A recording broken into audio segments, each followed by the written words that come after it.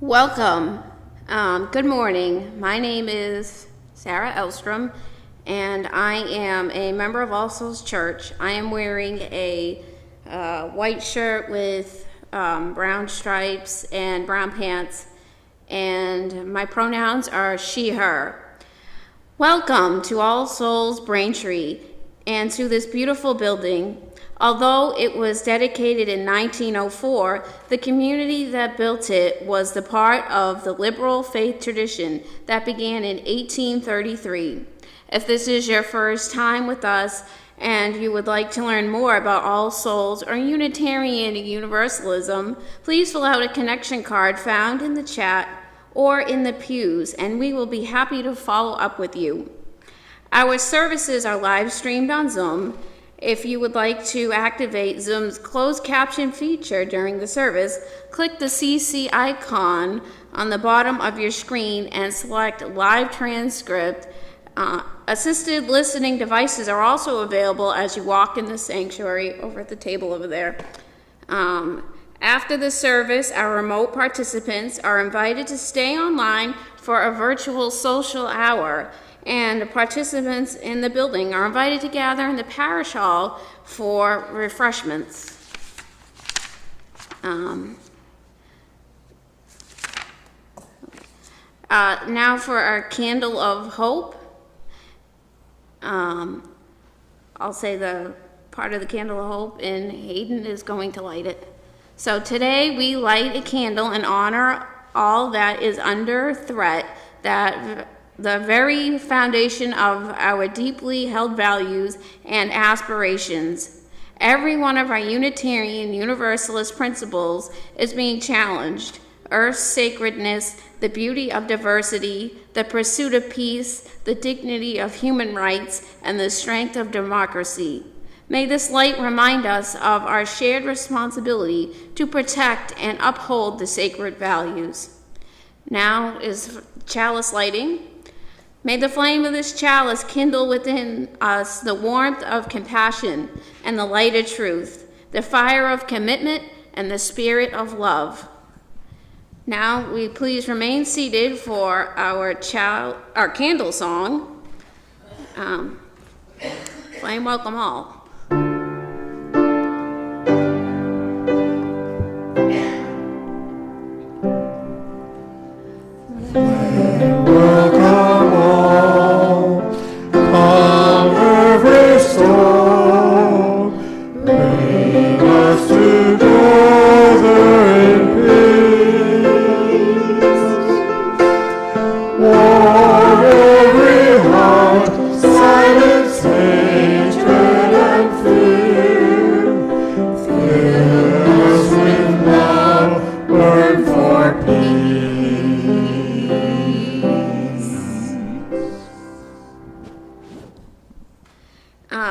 Now for our covenant.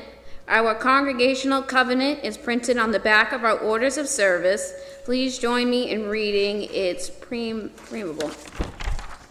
We covenant to create a caring, affirming, and inclusive community that invites us to become our best selves and to serve the wider community and the world. Okay. We're doing the guest welcome. So today's guest speaker is Aidan Scully. Aidan Scully is a journalist and a historian researching the influence of religion and historical memory on politics in the ancient world and today. He is a recent graduate of Harvard University and will move to the University of Cambridge in October. Born and raised in Taunton, Mass., Aidan now lives in Braintree with his family and is looking for the best museum to visit next. Let's welcome Aidan.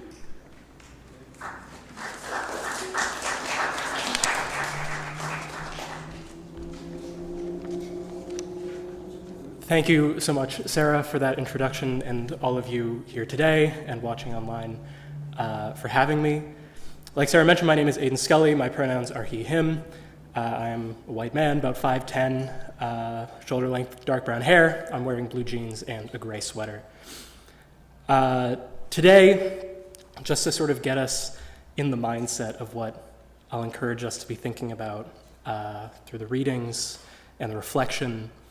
I'm going to ask us to think about a term that has no doubt a lot of associations for all of you, probably some positive associations, more than likely some negative associations, and it's a little thorny when it comes to thinking about what exactly it is that we do as Unitarian Universalists, and that term is religion.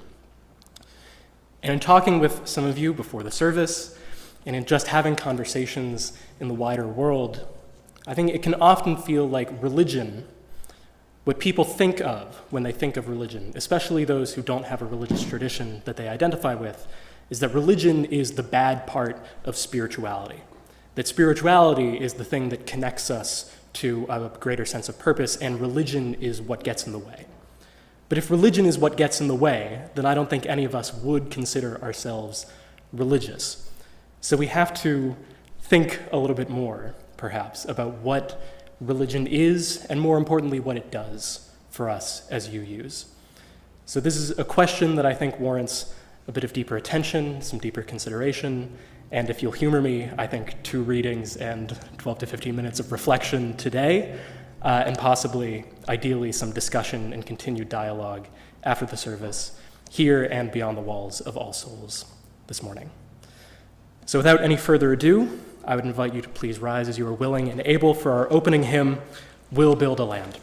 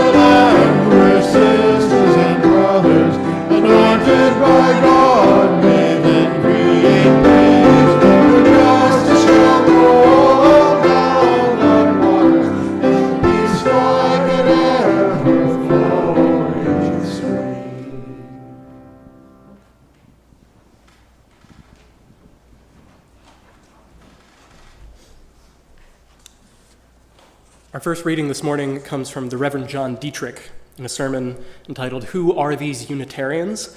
delivered in 1926 in Minneapolis. There are 2 ways of looking at any religious thought as it appears in history.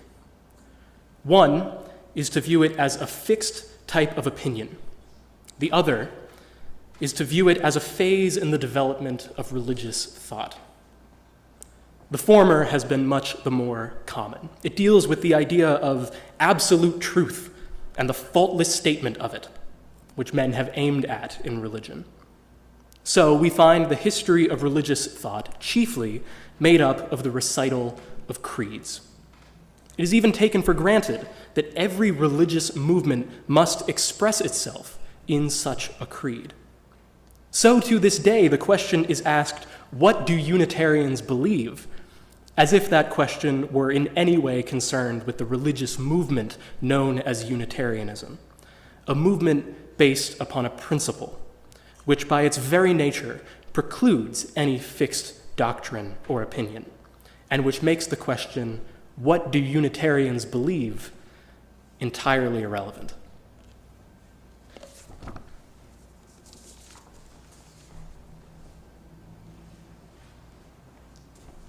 Now is the time in our service for joys and concerns.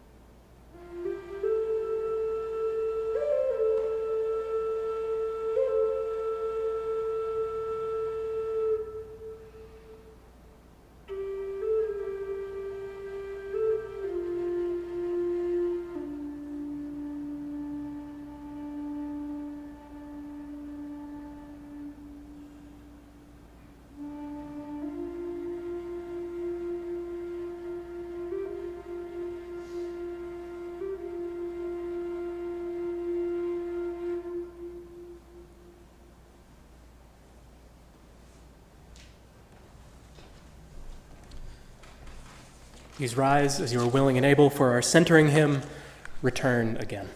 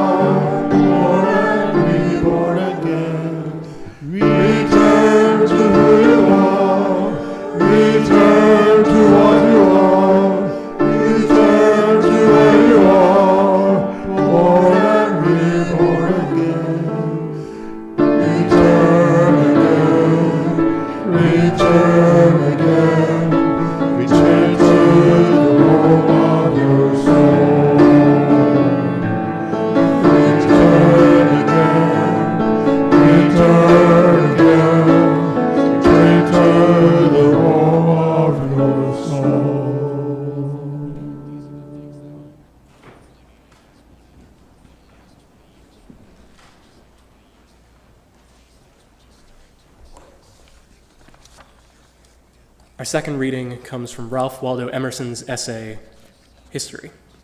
Oh, excuse me, it's from Circles, actually. I updated it. 1841. Every ultimate fact is only the first of a new series. Every general law is only a particular fact of some more general law presently to disclose itself. There is no outside, no enclosing wall, no circumference to us. The result of today, which haunts the mind and cannot be escaped, will presently be abridged into a word, and the principle that seemed to explain nature will be included as one example of a bolder generalization. In the thought of tomorrow, there is the power to upheave all thy creed, all the creeds, all the literatures of the nations, and marshal thee to a heaven which no epic dream has yet depicted. Every man is not so much a workman in the world as he is a suggestion of that he should be. Men walk as prophecies of the next age.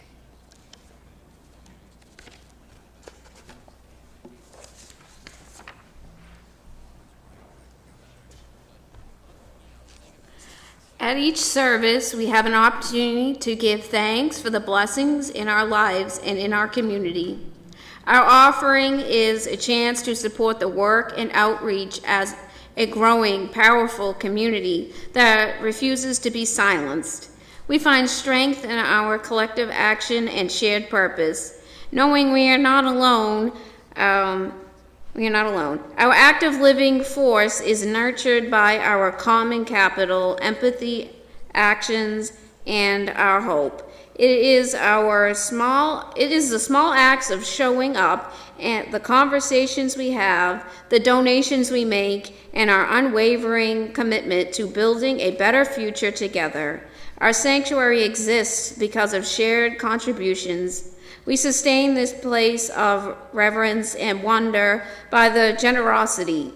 Please join me in giving so that we can continue to have a place that supports and prepares us for the challenges in these difficult times. You can submit your offering electronically via the link in the chat or by mail it to All Souls Church at the address provided.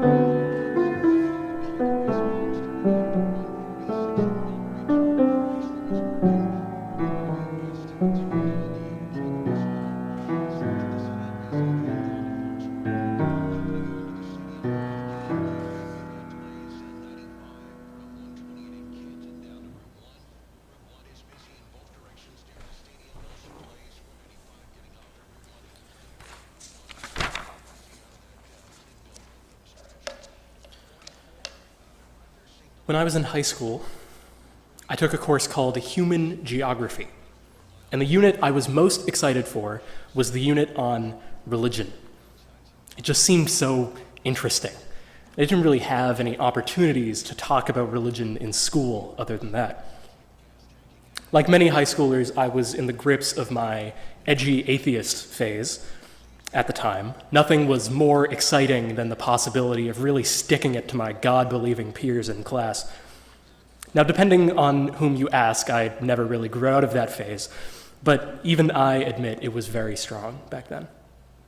But I was also a Unitarian Universalist, and had been since the day I was born, when my parents decided to see what the big friendly church in downtown Taunton was all about.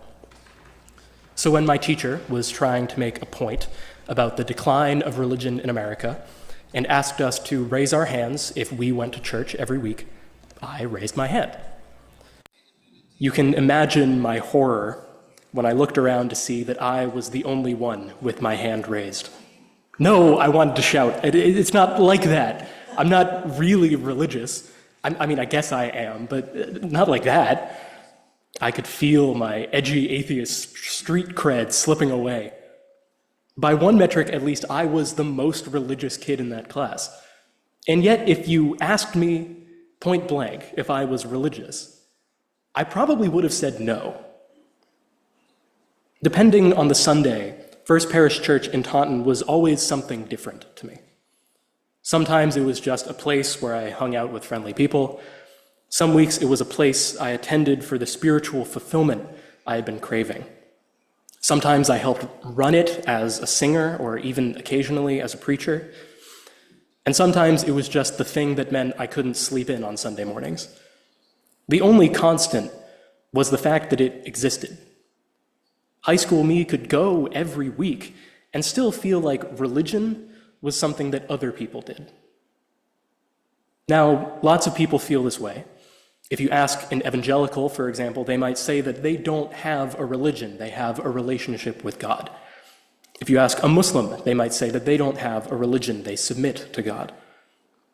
Other traditions never draw a line between their religion and the rest of their culture. But we, as Unitarian Universalists, face this problem of religion in a unique way. For one, like some of us were talking about earlier today, whenever I try to explain Unitarian Universalism to someone new, they either say that it doesn't seem like it counts as a religion, or that it sounds like a cult. Where others might be identified as a religion by outsiders, but never identify with the label themselves, we identify self-consciously as a religion, and yet often need to defend our legitimacy as one. The real challenge, though, is that we choose to exist on the margins of religion.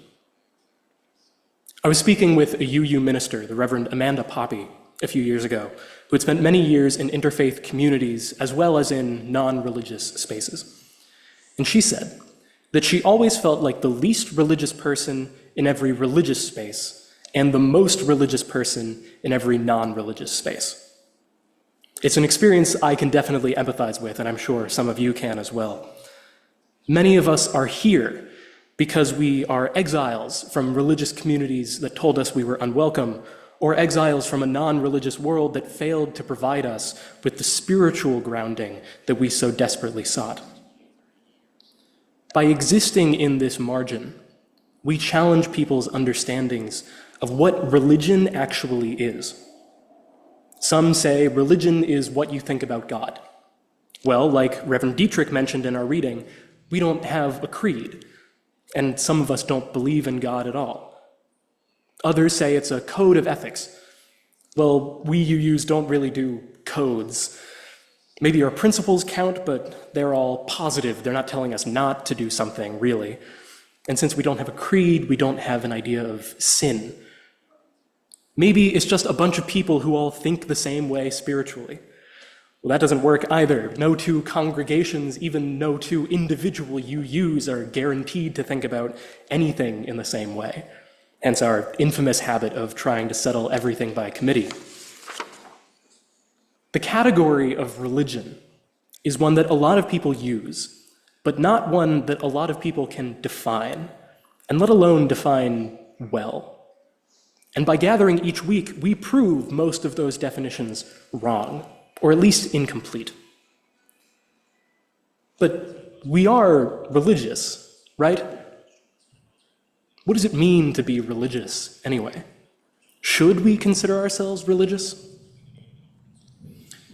Now, the 4-month-old bachelor's degree currently collecting dust under my bed says that I studied comparative religion at Harvard University.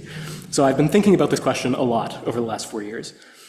And I hate to break it to you folks, but it turns out that if you spend 4 years trying to figure out what religion is, You actually end up less sure than you were when you started. I want to keep thinking about these questions, which is why I fly to England on Tuesday to begin a master's degree in religion at the University of Cambridge. But as far as I can tell, Unitarian Universalism doesn't really exist in the UK. So while I have another year to ponder these questions academically, they feel a lot more urgent on a personal level. I attended First Parish Church in Taunton from the day I was born until the day my family moved to Braintree.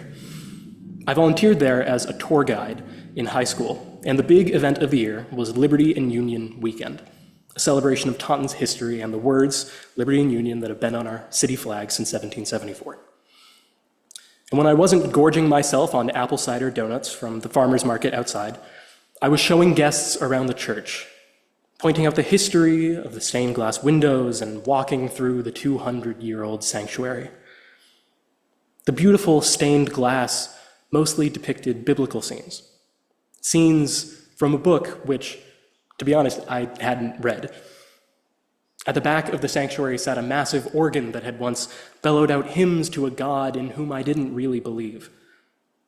Lining the walls, there were large stone plaques commemorating the ministers who had preached there during the 1830s or the 1860s, ministers whose theologies, to be honest, would probably make me walk out of a church today.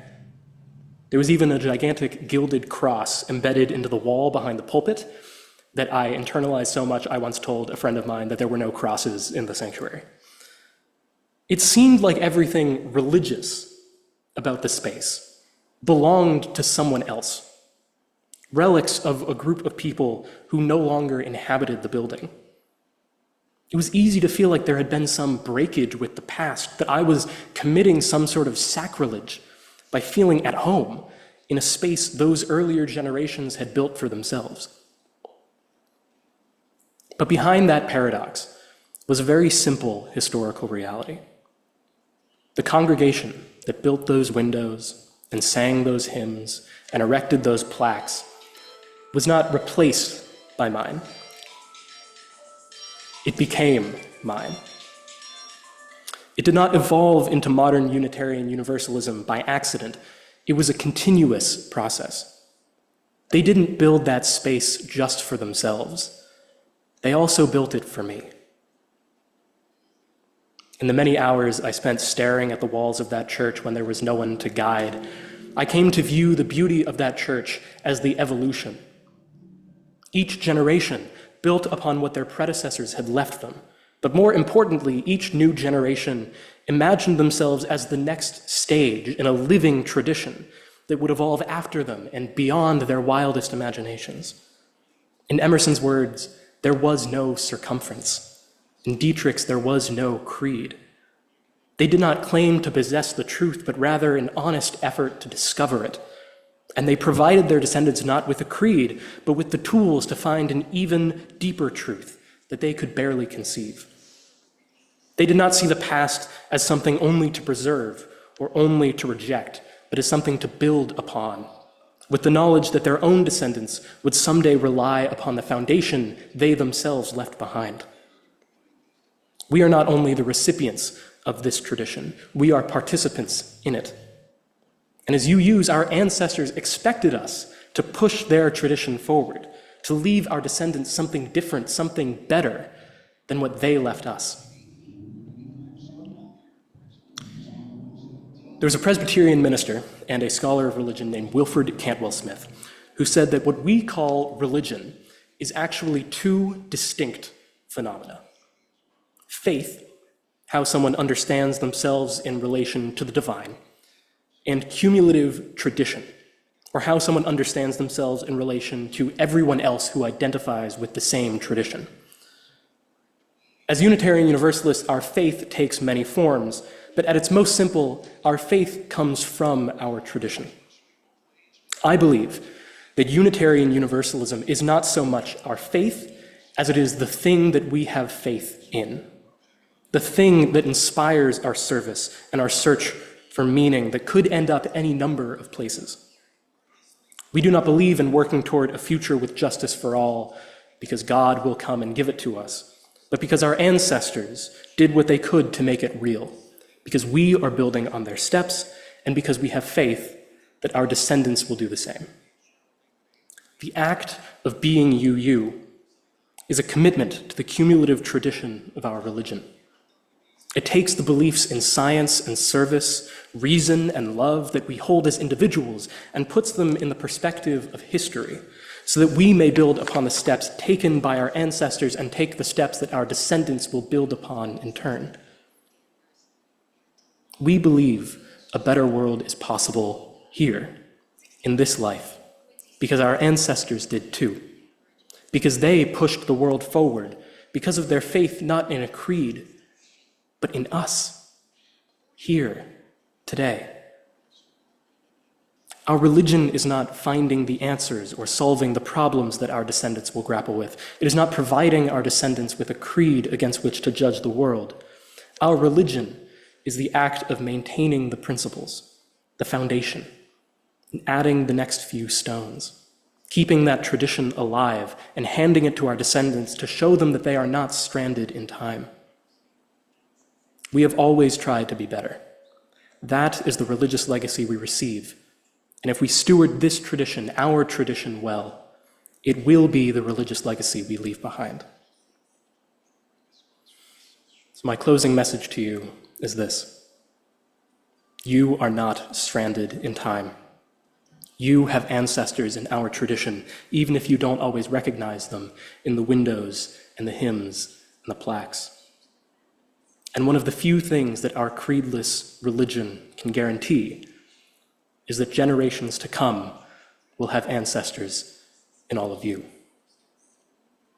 May it be so. Please rise as you are willing and able for our closing hymn, The Fire of Commitment.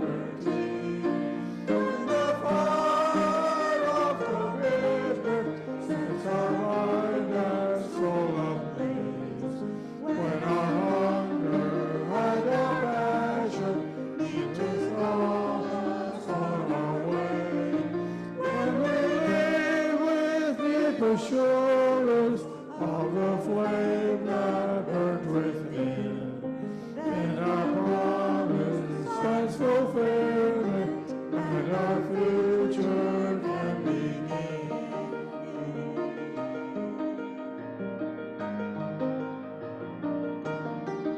From the dreams of youthful vision comes a new prophetic voice, which demands a deeper justice, built by our courageous choice.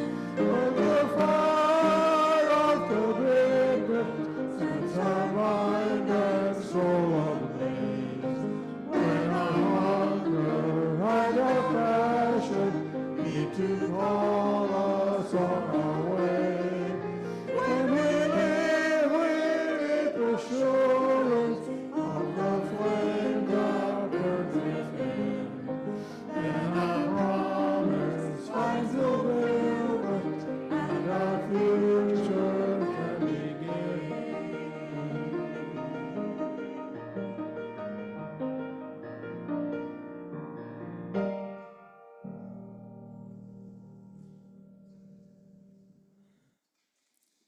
As Emerson tells us, there is no outside, no enclosing wall, no circumference to us.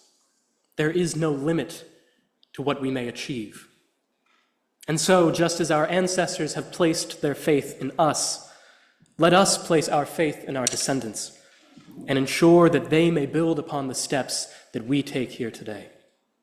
Let us be prophecies of the next age.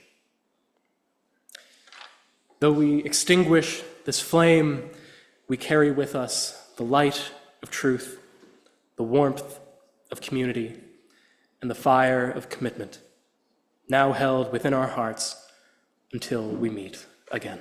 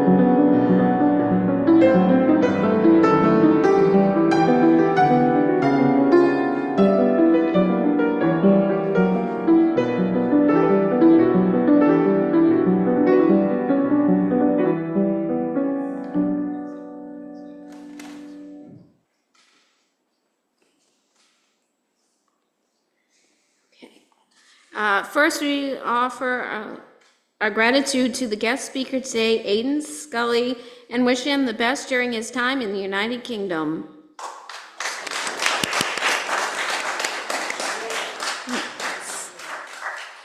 Secondly, we acknowledge that the efforts of many people came together to create today's service. Our music director and choir members, the tech team, our service associate, usher and greeter, coffee hour organizers, Sunday service committee members, and the person who makes sure the candles are both lit and extinguished. All of you are participants in person or online. If you would like to take a more active role in creating or supporting the Sunday services, please reach out to me. Now, for our upcoming events, we have a Connection Circle Wednesday, September 24th from 2:30 to 3:30, 1 hour of open conversation. A writing group Wednesday, September 24th from 4 o'clock to 5:30. The submission date for the October issue of the Chimes is Wednesday, September 24th at 6 p.m. At the Canton UU, weekly small groups are open to the wider community at different times on Tuesdays, Thursdays, and Sundays. Check their flyer or website for more info. For our last announcement, I'd like to call Tom Blarzik, our board chair, and